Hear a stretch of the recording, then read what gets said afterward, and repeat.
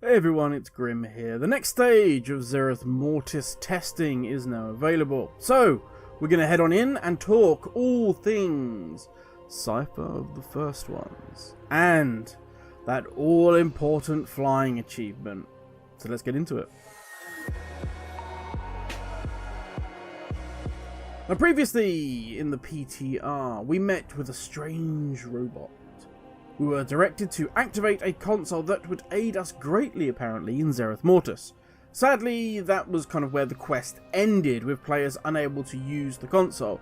There was a little macro shenanigans you could do to at least see the interface, but yeah, you couldn't interact with it. Now, luckily there is a new PTR build that rolled out recently, and that gives us access to a whole heap of new content. One of them being the console of the First Ones. Now at this point, I want to say, if you are new to WoW, if this is your first expansion, or you've never tried PTR before, you have no idea what any of this is about, the PTR is not like Alpha, it's not like Beta. It doesn't have to be, you don't have to be invited to go into it, basically. You can go and try all of this out for yourself. You can try what your class is going to feel like, you can experience these new systems. Just go for it. Go crazy. I'll put a link in the description down below of how you can actually do that and get in and play PTR. I will say, sadly, you can't really test out the new systems without doing the new zones, which does mean spoilers, so you've been warned. With that out of the way, now, when we click upon this console, we are faced with, well, what I expect will be our main focus for several weeks, if not months. The nice aspect of this system is there are zero, let me repeat that, 0 player power gains to be had here if you want to do raiding, dungeons, etc. The only player gains relate to Zereth Mortis itself. Of course, Zereth Mortis does come with a few other things like the double legendary belt, of course, and things like that, but yeah, I do believe that this will come as part of the main storyline. Same as you go about unlocking the raid by the main story. My guess is it's going to be the same length as Korthia. I have spent a couple of days now just absolutely crushing Zereth Mortis and trying out all the storylines, seeing where it all links and how everything goes. So yeah, my guess is it's going to be the same as Korthia. We're looking at probably 30 minutes to an hour to get your quest done for the week, and then that's it. Now I will say, I want to stress this as much as I can. This is PTR, so things can change. Also, there are many things that are missing. The quest line to actually gain our double legendary belt isn't there yet. So I can't tell you 100%, you're only going to need to do X, Y, and Z, and you're done. No. Until then, it's, as I said, so far it looks like they're being true to their word, but we're really just going to have to wait and see until we get a new build come out, and then we'll be able to actually see when all these things have been implemented. Saying that, this is it now. This is the build until 2022. Yep, that is all, folks. Blizzard are going off on their holiday. Can't blame them. I think they need it. They've had a bit of a rough year, so Blizzard employees, go and just chill and relax and get some R&R. But now, onto the Cypher. First thing you will note is the Cypher is split into 4 sections. 3 out of the 4 focus on Pocopoc, our little robot friend that we make. The first of these, and I apologise, I'm going to butcher all of these names, is Metriel.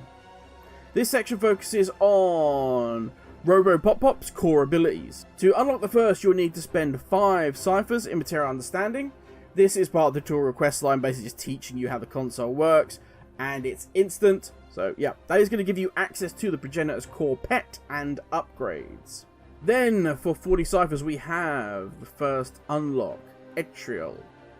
I say first unlock, but you can, once you've unlocked the very first, the header, you can pick any of these as you want. So long as you've got the ciphers, you're all good. Now, the unlock time for this one is a mere 1 minute, and Pocopoc can be asked to seek out and mark Echoed Jidor on the minimap when one is nearby.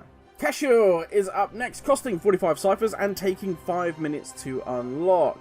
You will be able to interact with the Caches of Creation puzzles. Popo will also add these to your minimap. Creatin costs 40 ciphers, takes 1 hour to unlock. Popcorn can be asked to seek out and mark Zereth in various locations in Zereth Mortis. Finally, for this section, we have Visual.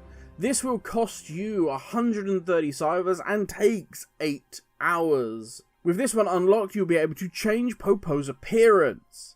It has been data mined that Popo has all sorts of weird and wonderful outfits. Don't know whether they're assigned to the WoW mini holidays, because the outfits like pirate and like Valentine's ones and all sorts of weird and wonderful ones, as well as just being able to sort of change his basic look and colours and stuff.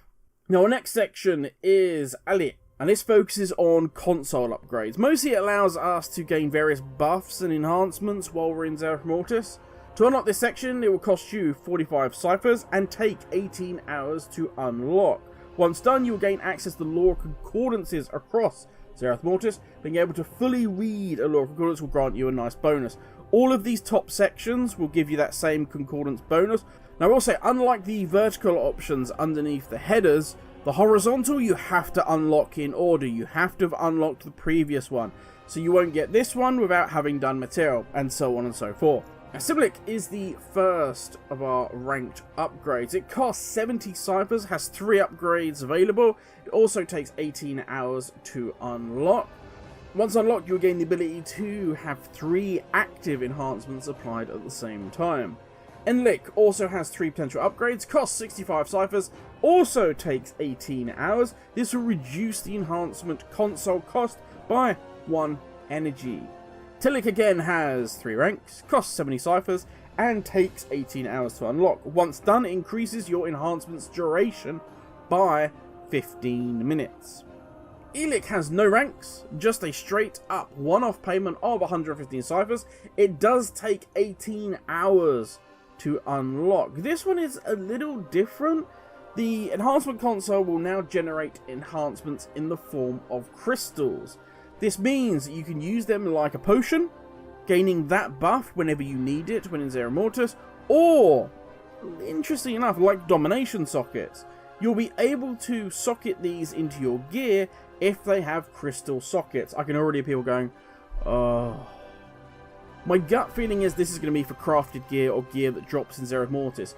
If you're a raider or you do an M+, you're not going to be swapping your gear out to have a set for M+, a set for raiding, and I must have a set for Zereth Mortis. No, your raid gear, dungeon gear is going to be far superior to this. Now keep in mind, I haven't been able to test this yet on PTR, but I have heard and I have read that when these crystals have been socketed, you'll be able to use their powers anywhere in Shadowlands, in outdoor areas. Just want to caveat that. So, yeah, not raids, not dungeons or anything. But now, if you think 18 hours is a long time to wait, well, let me introduce you to the Eltonian Understanding. It costs 175 cypher. It takes 6 days and 18 hours to unlock. What do we get for this huge build time? The ability to communicate and interact with the little Giro guys in the Terrace of Formation, Pilgrim's Grace, and the Untamed Verdure. I'm just going to say it, they better be some damn charming Giros for that kind of weight. Elic is our next section. This is an interesting one. It grants us the ability to interact with the wildlife of Zereth Mortis. To start unlocking upgrades here, first we need to research Derelict Understanding, costing us 200 cyphers, taking 18 hours. With that, Popo is going to gain the ability to take control of wildlife for 3 minutes plus. And this is a big one for any pet battlers out there. You gain access to the Proto-Form Synthesis Forge. There you can create your own battle pets. Now, you may have noticed we are talking about a lot of different consoles here, enhancements and all sorts of various things. Each major unlock, you gain access to yet another console. I'm hoping they change this before it goes live, but you're going to get all these various consoles. Unfortunately, these sort of sub-consoles are not available in-game at the moment. So if it sounds like, Grim, what does that mean? What are you talking about? Yeah, a lot of this is missing, so therefore I can't give you the sort of what these enhancements, what these extra buffs are going to be. But let's continue. Our first upgrade in Elic is Coriel. Costs 60 cypher, takes 18 hours to research. Popcorn will seek out and mark nearby Corlus Automa. Destrian has 3 ranks. It costs 105 cypher and takes again 18 hours. It increases the damage and health of Resonant Automa. 5% physical damage and 10% health. Illyrian, and again 3 ranks, and again 18 hours. This time it's going to cost us 75 Cypher. This would allow Pocopoc to control Resonant Automa for an additional 2 minutes and reduce the cooldown of Resonant Automa abilities by 20%. Irian, 3 ranks, 18 hours, cost 95 Cypher, increases Pop energy regain rate by 16.6%. Finally, in this section we have the Cypherian Understanding. This costs 220 Cypher, takes 6 days, 18 hours to learn. Once complete, we gain the ability to communicate and interact with Automa in the Arrangement Index and the Endless Sands. The big one for this is you also gain the ability to create large creatures, i.e. mounts, in the Forge. That's a big one for me. Finally, we have the Tribalium. This selection of upgrades focuses on basically our buddy Pocopoc, making him either a lover or a fighter to help you out in Zereth Mortis. To unlock these options, you need to research Tribalium Understanding. This costs 260 Cyphers, takes 6 days, 18 hours. Once complete, it grants access to Advanced Progenitor Core Pet upgrades. Basically, Popo can take on additional roles while you're out there. If you're a tank, then he'll become your healer. If you're a healer, he'll become your DPS, and so on and so forth. Diflim. This... That's probably the worst pronunciation so far. This has 2 ranks, costs 110 Cypher, and takes 18 hours. Once done, Popo Popcorn can assist us in combat in a damage dealing role. It will also gain the Rend ability, inflicting X amount of damage to all enemies within 5 yards on the impact every 2 seconds for 6 seconds. Sublium has, again, 2 ranks, costs 100 Cypher, takes 18 hours to unlock. This time, Popo becomes our lover, assisting us in combat in a support role. Popo's Restorative Light will now also perform Light Barrier. This places a barrier around us, absorbing X amount of damage. Maxilim has 3 ranks, costs 80 Cypher, takes yet again 18 hours, but it does increase Popcorn's maximum energy by 20%. And finally, after all that, we have Basilim. This has 3 ranks, costs 125 Cypher, takes 18 hours to learn. Popo now gains the ability to convert a Cawless Guardian into a Resonant Guardian. This allows us and our party to jump inside and cause havoc in Zereth Mortis. Not my words, that's actually Blizzard's words. This will also reduce the cooldown of its abilities by 10 seconds. And that, ladies and gents, is Cypher of the Old Ones. I do want to say yet again, I want to stress this, it's still PTR. So things can change, and I will be honest, I think things will change before it goes live. If you've seen Wowhead or Icy Veins, both their lists are already out of date compared to what's on PTR right now. But enough of the table, let's talk flying.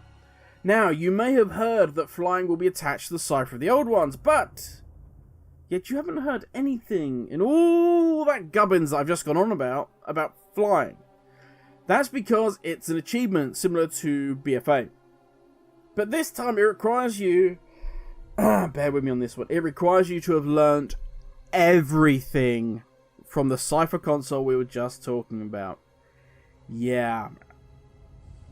Once you've spent the time waiting for each and every upgrade, and you have everything unlocked, then you will gain the achievement, you will gain flying, and you will gain this fetching mount. Side note here, you can't have 2 upgrades going at the same time at the same section. That is why I would highly recommend unlocking as many sections as you possibly can, so that you can have multiple upgrades going on different sections. This will speed up the time it takes you to gain flying by a huge amount. And that's it. At least for this video, we are done with the Cypher of the Old One. Sadly, the same cannot be said for, our future lives in retail. Welcome to the next couple of months of your WoW life. I will say, but the thing that worries me is if you are skipping Zereth Mortis, then there doesn't seem much to do. I kind of get that gut feeling of when we were in Warlords of Draenor, when we had that slump. There was no reason to really log in. You could go to your garrison, do what you need to do, then head off to raid, and that was it. But time will tell, I may be proved wrong.